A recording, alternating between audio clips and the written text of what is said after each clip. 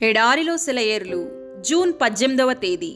కాబట్టి వడలిన చేతులను సడలిన మోకాళ్లను బలపరచుడి, మరియు కుంటికాలు బెణకక బాగుపడు నిమిత్తము మీ పాదములకు మార్గములను సరాళము చేసుకొనుడి.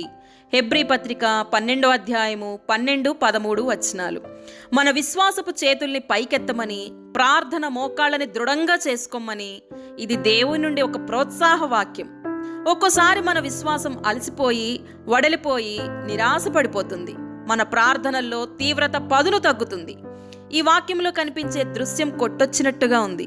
ఇక్కడ మనకు అర్థమవుతున్నది ఏమిటంటే, మనం ఒక్కోసారి ఎంత నిరుత్సాహపడిపోతామంటే ప్రతి చిన్న అడ్డంకికి చతికిలు పడిపోతాం, భయపడిపోతాం.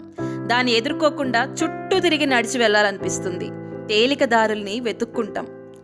ఒకవేళ నీకేదన్నా అంగవైకల్యం ఉండి దేవుడు దాన్ని బాగు చేయడానికి సిద్ధంగా ఉన్నాడనుకో, కానీ అందుకోసం నువ్వు చేయవలసింది నీకు కష్టంగా అనిపిస్తుంది.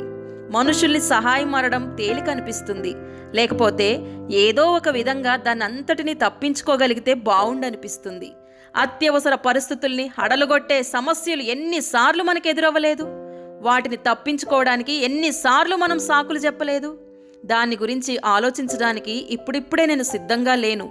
అలా కాదు, ఎంతో కొంత త్యాగం చేయాలి, ఎంతో కొంత లోబడాలి, ఏదో ఒక ఎరికో పట్టణాన్ని పట్టుకోవాలి, ప్రార్థనకు ఏదో ఒక జవాబు వచ్చేదాకా కనిపెట్టాలి, ఎంతో కొంత అస్వస్థతను భరించాలి, ఎంతో కొంత నష్టపోవాలి, సహనం వహించాలి. దేవుడు అంటున్నాడు, వేలాడిపోతున్న చేతుల్ని పైకెత్తండి, వరదలో గుండా సూటిగా నడిచిపోండి. మీ కళ్ళ ఎదుటే నీళ్లు చీలి మీకు దారినిస్తాయి. ఎర్ర సముద్రం పాయలవుతుంది, యోర్దాను నది దారినిస్తుంది. దేవుడు మిమ్మల్ని విజయంలోకి నడిపిస్తాడు.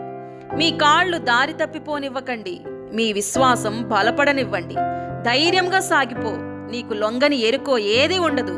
ఏ ప్రదేశంలోనూ నీకు అలవికాని సైతాను బలం ఉండదు. ఇది మనకెంతో ప్రయోజనకరం, అనుసరణీయం అయిన పాఠం. నిరుత్సాహాన్ని పట్టించుకోవద్దు. నీటిలో స్టీమర్ కదులుతున్నట్టుగా నీటిని దున్నుతూ ముందుకు సాగండి. ఎండైనా వానైనా, సముద్రం ప్రశాంతంగా ఉన్నా, అలలు రేగుతున్నా, నీ సరుకుని గమ్యానికి చేర్చడమే నీ విధి, నీ గురి.